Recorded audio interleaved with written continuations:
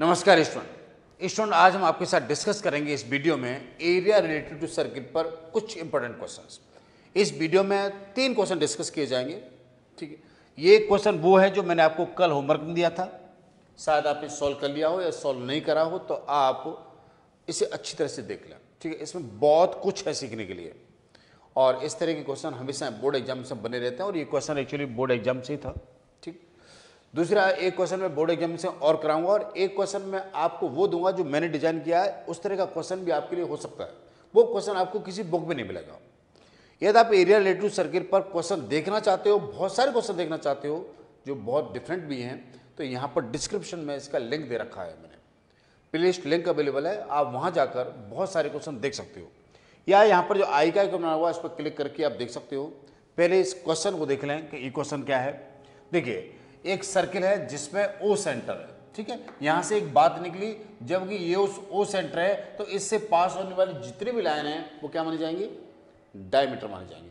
यहां पर डायमीटर नहीं दे रखा था, रेडियस नहीं दे रखी थी, लेकिन क्या गिवन था, यहां पर गिवन था ओ सेंटर। तो इसी से पता करना पड़ेगा कि डायमीटर और रेडियस कहां पर क्रिएट हो रहे हैं। ठीक है, तो हमें ये पता लग गया कि सीबी क्या हो गया, सॉल्यूशन हम कर रहे हैं इसका, सीबी जो है वो डायमीटर होगा। ठीक है, अब एक प्रॉपर्टी और एप्लीकेबल हो गई, जब सीबी डायमीटर है तो इस डायमीटर के द्वारा इस सर्किल में जितने भी एंगल क्रिएट होंगे वो सभी एंगल कितने के होंगे, 90 डिग्री। एक डायमीटर पर, ये डायमीटर सर्किल में कितना भी एंगल, कहीं पर भी एंगल क्रिएट करता है तो वो एंगल कितना होता है, सेमी सर्किल में जो एंगल क्रिएट होता है दैट इज द 90 डिग्री। ये हमारे पास दूसरी प्रॉपर्टी है। एक दूसरी थ्योरम भी थी, ये थ्योरम ये थी, आपको ध्यान होगा 9th क्लास में हमने एक्सप्लेन करी थी आपको कि ये डायमीटर है और ये डायमीटर, ये सर्कमफ्रेंस है, आधे सर्कल पर ऊपर कोई एंगल क्रिएट कर रहा है इधर, तो ये जो एंगल आएगा दैट इज 90 डिग्री। ये इधर भी हो सकता है तो भी 90 डिग्री आएगा। यहाँ पर ये डायमीटर किसी भी तरह से एंगल क्रिएट करेगा, सभी एंगल कितने होंगे, 90 डिग्री होंगे। ठीक है, तो आपको ये पता लग गया कि in triangle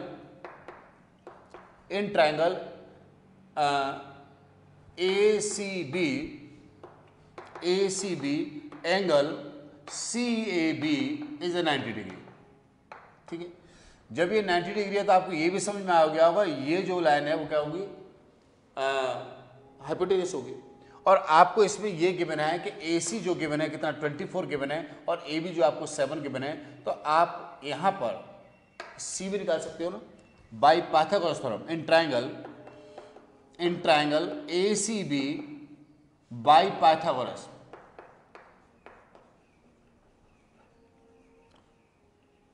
by Pythagoras theorem आप क्या कह सकते हो, आप ये तो कह सकते हो कि CB स्क्वायर जो है वो किसके इक्वल होगा, वो AC square plus AB square के बराबर होगा। ठीक है भाई, इस ट्राइंगल में ये आपने देख लिया कि एंगल 90 डिग्री है। जब ये एंगल 90 डिग्री है तो आप कह सकते हो पाइथागोरस थ्योरम में इसके सामने साइड क्या होगी, हाइपोटेन्यूस होगी, और हाइपोटेन्यूस जो है वो AC स्क्वायर प्लस क्या होगा, AB स्क्वायर होगा। है, कई बात देखी थी, यहाँ पर सेंटर था तो ये पता लगा ये डायमीटर है। ठीक है, और ये डायमीटर है तो आपको ये पता लग गया कि एंगल कितना होगा, 90 डिग्री होगा। जब 90 डिग्री होगा तो इसमें पाइथागोरस थ्योरम एप्लीकेबल होगी, है ना। तो यहाँ से आप निकाल सकते हो AC कितना हो जाएगा, सॉरी CB निकाल सकते हो, तो AC आपको दे रखा है 24, तो ये हो जाएगा 24 स्क्वायर और प्लस 7 स्क्वायर। 24 स्क्वायर आप जानते हो 576 होता है ना सर, राइट, 576, और ये कितना होता है 49। इनको ऐड करोगे तो आपको CB स्क्वायर आ जाएगा। CB स्क्वायर आ गया आपके पास 625, तो आपके पास यहाँ CB जो है वो अंडर 625 आएगा। तो आपने देखा कि CB जो है 25 आ गया। ठीक, तो आपने ये CB फाइंड आउट कर लिया, तो आप ये कह सकते हो कि रेडियस ऑफ सर्किल क्या होगा, रेडियस आप कह सकते हो CO या OB है, या इसको R मान लें तो कितना हो जाएगा, ये 25/2 हो जाएगा। हमें इस सर्किल की रेडियस पता लग गई जो कितना है, 25/2 है।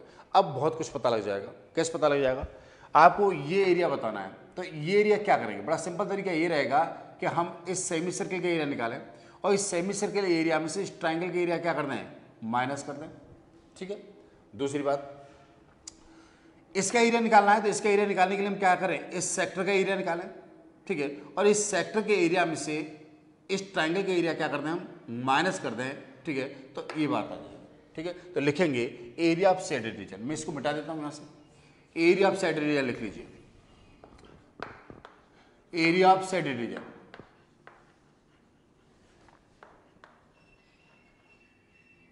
क्या होगा, number 1 area of semi circle, ठीक है sir, area of semi circle, और area of the sector, this, इस पूरे सेक्टर का area, plus area of sector, कौन सा सेक्टर है, इसको नाम दे दीजिए OBD, सेक्टर ध्यान रखें, OBD ये सेक्टर है। इन दोनों को एरिया प्लस करेंगे और उसमें से माइनस क्या करना है, माइनस करना है, देखिए ये एक राइट ट्रायंगल ये वाला, ठीक है, ये माइनस करना है, और एक ट्रायंगल ये माइनस करना है। जब आप इस पूरे सेक्टर में से, इस सेक्टर में से इस ट्रायंगल का एरिया माइनस करेंगे तो ये सेगमेंट का एरिया आ जाएगा, जिसे सेगमेंट कहते हैं, और इस सेमी सर्कल में से ये ट्रायंगल माइनस करेंगे तो ये शेडेड पोर्शन का एरिया निकल आ जाएगा। देखिए माइनस करेंगे area of triangle, area of triangle ACB and minus करेंगे आप area of triangle OBD, triangle OBD, ठीक है ना। अब आपको इन सबके एरिया अच्छी तरह पता है, आपको पता है कि area of the semi circle क्या होता है, आपको ये भी पता है कि एरिया ऑफ सेक्टर क्या होता है, ठीक है, और आप ये भी जानते हो कि एरिया ऑफ ट्रायंगल जो ऊपर बनना है इसका एरिया कैसे निकलेगा और साथ में इसका एरिया कैसे निकलेगा। इस सभी बातों को एक एक करके देख लीजिए। नंबर 1, आप एरिया ऑफ सेमी सर्कल निकालेंगे तो ये हो जाएगा हाफ पाई आर स्क्वायर, ठीक है ना, pi r square, half pi r square, r की वैल्यू बाद में पुट कर लीजिएगा, पहले इसे लिख लें अच्छी तरह से, half pi r square plus area of sector. यदि ये एंगल आपको थीटा पता होता है तो एरिया ऑफ सेक्टर क्या होता है, यदि एंगल थीटा पता है और ये रेडियस आर पता है तो आप जानते हो ना एरिया ऑफ सेक्टर क्या होता है, एरिया ऑफ सेक्टर होता है theta upon 360 into pi r square, इतना आ गया, ठीक है, माइनस इस ट्रायंगल का एरिया, इस ट्रायंगल का एरिया क्या होगा, इस ट्रायंगल का एरिया निकालेंगे, क्या करेंगे, देखिए ये 90 डिग्री है तो आप इसको बेस कर लीजिए और इसको क्या मान लीजिए, परपेंडिकुलर मान लीजिए, या आप इसको परपेंडिकुलर मान लीजिए, इसको बेस मान लीजिए, ठीक है। तो क्या हो जाएगा, ये हो जाएगा half AB into AC, AB into क्या हो जाएगा, AC हो जाएगा, ठीक। और अब जरा मुझे बताइए कि एरिया ऑफ दिस ट्रायंगल क्या होगा। जब आपको ये एंगल थीटा गिवन हो तो बता सकते हो इस ट्रायंगल का एरिया क्या होता है। जब ये एंगल थीटा गिवन है तो ट्रायंगल का एरिया होता है, ध्यान रखिए इस बात को, half r square sine theta, ठीक है, ये बात समझ आ गई। अब आप देखें कि यहाँ पर इन सब में से आर स्क्वायर आप चाहो तो एक साथ कॉमन ले लो, ठीक है, या इनकी वैल्यू पुट कर दीजिए। आपके पास आर कितना निकला है, आर आपके पास निकला है 25/2, तो आप इसे सॉल्व करोगे तो कितना हो जाएगा, ये हो जाएगा 1/2 इंटू 22/7 अपॉन आर की वैल्यू पुट कर दिए 25/2 होल स्क्वायर, इतना आ जाएगा।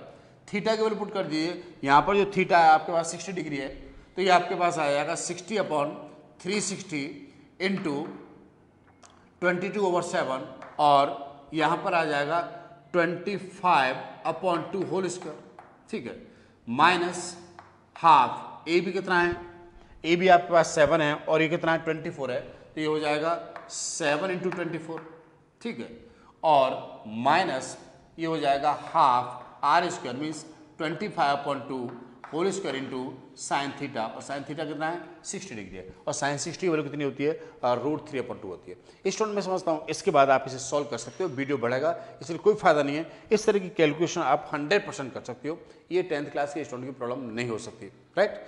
चलिए सर, इसके बाद मैं आपको दूसरा क्वेश्चन दे रहा हूँ, उस क्वेश्चन को मैं सॉल्व कर रहा हूँ, लेकिन उसके बाद जो मैंने आपके लिए नया क्वेश्चन क्रिएट किया है जो किसी बुक में नहीं है, मैं चाहूँगा कि आप उस क्वेश्चन को जरूर सॉल्व करें, ठीक है। उस तरह के क्वेश्चन निश्चित एग्जाम में क्रिएट हो सकते हैं। चलिए आप इसे कॉपी कर लीजिए। यहां पर जो क्वेश्चन मैं आपको दे रहा हूं ये क्वेश्चन 2014 में CBSE में आया हुआ है दिल्ली रीजन में, ठीक। देखिए आपको ये बताना है कि यहां पर शेडेड पोर्शन है, ये जो ट्राइंगल है वो इक्विलेटरल ट्राइंगल आपको गिवन था, ठीक है। और ये ट्राइंगल जो है के अंदर क्या था, एक सर्कल था, ठीक। और ये शेडेड रीजन आपको गिवन है। आपको ये शेडेड रीजन का एरिया आपको बताना है, बता सकते हो क्या? साथ में आपको ये बताना है कि ये जो सर्कल है इसकी रेडियस क्या होगी, ठीक। यहाँ पर आपको ए बी, बी सी और ए सी तीनों इक्वल दे रखे हैं जो 12 सेंटीमीटर हैं। आप मुझे बताइए पहले इसका एरिया क्या होगा, सॉरी सर की रेडियस क्या होगी। देखिए ये टेंजेंट है, B C is a tangent, B C and A C and A B are tangent, are tangents, ये टेंजेंट्स हैं सभी, ठीक है। जब ये टेंजेंट्स हैं तो किस कॉन्टेक्ट पॉइंट को इस सेंटर से ज्वाइन करेंगे तो हमेशा क्या होगा, ये परपेंडिकुलर होगा। यहाँ तक कोई प्रॉब्लम नहीं है। यहाँ से इसको ज्वाइन करेंगे ये भी परपेंडिकुलर होगा, और यहाँ से ज्वाइन करेंगे ये भी क्या होगा, परपेंडिकुलर होगा, ठीक है। इसको आर मान लिया जाए रेडियस को, और इसको हम ए बी सी डी ई और एफ कह सकते हैं, ठीक है ना। तो देखिए इसको आप इससे ज्वाइन और कर लीजिए, इसको इससे ज्वाइन करेंगे, ठीक है, और इसको इससे ज्वाइन करिए, साथ में इसको भी इससे ज्वाइन कर लीजिए, ठीक है। तो triangle of A B C किसके बराबर हो सकता है? इस ट्राइंगल का जो एरिया 3 पार्ट में डिस्ट्रीब्यूट हो सकता है। लिख सकते हो आप यहाँ पर कि area of triangle A B C लिखा जा सकता है कि area of triangle O B C and area of triangle क्या, O C A and area of triangle. देखिए हम क्या करें, ओ बी सी इसका एरिया निकालें और ओ सी ए इसका एरिया निकालें और ओ ए बी इसका एरिया निकालें, ट्राइंगल ओ ए बी, तो इन सब के बराबर होगा ना, ठीक है। आप ये भी जानते हो कि इसका एरिया क्या होगा, ओ बी और सी का, इसको बेस मान रहे हैं, ये परपेंडिकुलर है, तो इसका एरिया क्या हो जाएगा, इसका एरिया हो जाएगा half B C into r, ठीक है ना। आप ये भी कह सकते हो इसका एरिया क्या हो जाएगा, half A C into r, और इसका एरिया क्या हो जाएगा, half A B into r. आप आर सब जगह से कॉमन ले सकते हो, और आप यहाँ लिख सकते हो half A B, sorry B C, r common ले लीजिए, हाफ आर कॉमन ले लीजिए, तो यहाँ पर बन जाएगा बी सी प्लस ए सी और प्लस आपके पास रहेगा ए बी, ठीक है। इतना आ सकता है। स्टूडेंट देखिए यहाँ पर आपको इक्विलेटरल ट्राइंगल दे रखा था तो उसकी सभी साइड 12 है, लेकिन यहाँ पर वो ये भी कह सकता है कि एक ट्राइंगल है जिसका पेरीमीटर इतना गिवन है, ठीक। मान लेता हूँ यहाँ पर सबकी साइड गिवन होती है A B plus B C plus ये, यदि इसका पेरीमीटर भी गिवन होता तो भी इस सर्किल की रेडियस निकाली जा सकती थी, ठीक है। क्वेश्चन बन सकता है दूसरा क्वेश्चन बन सकता है किस कंडीशन में, आपको यहाँ पर इक्विलेटरल ट्राइंगल देकर कुछ ट्राइंगल का पेरीमीटर दे दे और ट्राइंगल किसी भी तरह का भी हो सकता है, ठीक है, तो भी क्वेश्चन को बना के सॉल्व किया जा सकता है, राइट। आपको पता है कि ये कितना रहेगा, ये रहेगा हाफ आर आपके पास फाइंड आउट करना है, और इन सब का सम कितना है, सभी का जो सम है वो आपके पास हो जाएगा 12 प्लस 12 प्लस 12 कितना हो जाएगा, 36 हो जाएगा, ठीक है। लेकिन यहाँ पर आपको इस ट्राइंगल का एरिया जो ए बी सी है वो कितना होगा, यदि इक्विलेटर दे रखा है तो, यदि ट्राइंगल इक्विलेटर दे रखा है तो एरिया क्या होगा, ठीक है। मैंने अभी जो कुछ कहा है उसको भी समझने की कोशिश करिएगा मैं क्या कहना चाह रहा था, ठीक। इसमें ए बी सी ट्राइंगल है, इसका एरिया क्या होगा, यहाँ पर साइड जो 12 सेंटीमीटर दे रखी हैं तो एरिया क्या होगा, तो एरिया आप लिख सकते हो √3/4 साइड स्क्वायर, ये होता है। तो आप लिख सकते हो √3/4 इंटू 12 स्क्वायर, ठीक, 12 स्क्वायर, तो ये आ जाएगा √3/4 इंटू 12 स्क्वायर, कितना आ गया। यहाँ से आप आर की वैल्यू निकाल सकते हो, क्या आएगी आर की यहाँ से वैल्यू, यहाँ से आर की वैल्यू आएगी, ये देखिए आपके पास कैंसिल हो जाएगा 18 टाइम, तो यहाँ हो जाएगा √3/4 इंटू 12 और ये हो जाएगा 18R। R निकालना चाहते हैं तो 18 को उसके नीचे ले आइए, यहाँ से 18 हटा दीजिए तो आपको R पता लग जाएगा। इसे कैंसिल कर लीजिए, 6 से कितने टाइम में हुआ 2 टाइम, और 6 से दिस इज द 3 टाइम, ठीक है, इतना हो जाएगा। और 3 से ये नंबर जो है वो 4 टाइम आ जाएगा, 4 से ये 4 कैंसिल हो जाएगा, तो आपके पास जो R है वो कितना हो जाएगा, R जो है वो 2√3 आ जाएगा। ठीक, आप √3 की वैल्यू पुट कर सकते हो 1.732, ठीक है। तो R की वैल्यू इतना निकल के आ गई। लेकिन अब आपके पास R आ गया तो आप इस सर्किल का एरिया निकाल सकते हो। नंबर 2, एरिया ऑफ सर्किल क्या होगा, एरिया ऑफ सर्किल आपके पास आएगा कितना होगा, πr²। मीन्स कितना हो गया, ये हो जाएगा आपके पास पाई इंटू 2√3 होल स्क्वायर, और ये हो जाएगा पाई इंटू 4 इंटू 3, तो ये हो जाएगा 12 पाई सेमी स्क्वायर। यदि सेंटीमीटर में है तो सेंटीमीटर में ही है ना, ठीक है। तो कितना हो जाएगा, सेमी स्क्वायर। तो आपने सर्किल का एरिया निकाल लिया। और ट्राइंगल का एरिया कितना था, ट्राइंगल का एरिया आपके पास था एरिया ऑफ ट्राइंगल ABC कितना था, ये था √3/4 साइड स्क्वायर, मीन्स 12 स्क्वायर। यदि आप इस ट्राइंगल के एरिया में से सर्किल का एरिया माइनस करेंगे तो क्या निकल के आ जाएगा, शेडेड पोर्शन का एरिया निकल के आ जाएगा। मेरी बात समझ आ गई। क्वेश्चन को बहुत अच्छी तरह समझने की कोशिश करें और ये भी समझ की कोशिश करें कि दूसरे डिफरेंट क्वेश्चन कैसे बन सकते हैं। हमारा कंसेप्ट एकदम क्लियर होना चाहिए। हम क्वेश्चन को लर्न नहीं करना है, क्वेश्चन को समझने की कोशिश करनी है ढंग से, ठीक है। मेरी बात आपको समझ में आ रही हो तो ये बात अपने फ्रेंड को भी बताओगे ना मेरे कहने से। हो सके तो वीडियो को जरूर शेयर करिए, और लाइक डिसलाइक जो भी आपको करना है जरूर करिए, लेकिन करिए जरूर, ठीक है। इसके बाद जो क्वेश्चन दे रहा हूँ उसे जरूर सॉल्व करिए। वो क्वेश्चन आप किसी बुक में नहीं मिलेगा आपको, ठीक है। इसलिए बुक को पलटने की कोशिश नहीं करिए, केवल अपने दिमाग को लगाना है। हाँ, कंसेप्ट केवल एनसीईआरटी का एप्लीकेबल हो रहा हुआ, कंसेप्ट बहुत बाहर का नहीं है, आप सोच रहे हो, ठीक है। लेकिन थोड़ी सी बुद्धि लगाओगे, हो सकता है उसमें 2-3 कंसेप्ट मिक्स हो रहे हो सकता है उसमें ट्रिकोमेट्री मिक्स हो रही हो सकता है टेंजेंट वाले फॉर्मूले हो रहे हो सकता है सेक्टर वाले फॉर्मूले एप्लीकेबल हो रहे हो, लेकिन सभी फॉर्मूले लग रहे होंगे, लेकिन किसी बुक में नहीं मिलेगा। इसलिए खुद सॉल्व करने की कोशिश करोगे, जरूर सॉल्व करोगे, और हो सके तो उसके आंसर को ये सॉल्व कर सकते हो तो पब्लिकली कमेंट बॉक्स में लिखिएगा। अदरवाइज उसकी सॉल्यूशन को मैं आपको नेक्स्ट वीडियो में दूंगा, ठीक है। एक बार बहुत अच्छी तरह से कॉपी कर लीजिए। यहां पर स्टूडेंट आपको एक क्वेश्चन दे रहा हूं, जरूर सॉल्व करिएगा, ठीक है ना। कोशिश करेंगे तो आप जरूर सॉल्व कर पाएंगे। देखिए क्या है, एक सर्किल है जिसकी रेडियस 6 सेंटीमीटर है और एक दूसरा सर्किल है जिसकी रेडियस जो है √12 सेंटीमीटर है। ये दोनों सर्किल इस टी पॉइंट पर इंटरसेक्ट कर रहे हैं। इस टी पॉइंट पर OT जो है इसका टेंजेंट है। OT जो है इस सर्किल की रेडियस है, लेकिन OT जो है इस सर्किल छोटे सर्किल का टेंजेंट है, और ये जो लाइन है इस बड़े सर्किल पर टेंजेंट है। ये सेंटर है O डैश, ध्यान रखें। तो ये भी रेडियस जो होगी वो इस बड़े सेंटर पर क्या होगी, टेंजेंट होगी।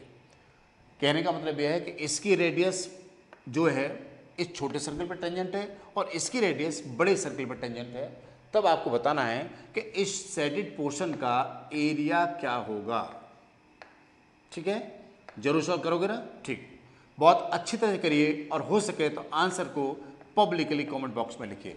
नहीं सॉल्व कर पाते तो कोई प्रॉब्लम नहीं है। एक क्वेश्चन है जो डिफरेंट क्वेश्चन है, क्या फॉर्मूला लगेगा सोचने की कोशिश करिए, कैसे सॉल्व होगा सोचिए। नहीं सॉल्व आ रहा है तो इसे कल मैं या नेक्स्ट वीडियो में से मैं जरूर आपको सॉल्व करूंगा, ठीक है। अपना ख्याल रखिए, मन लगा के पढ़ाई करिए और ये वीडियो अपने फ्रेंड को मेरे कहने से जरूर शेयर करिए। Thank you very much, thank you.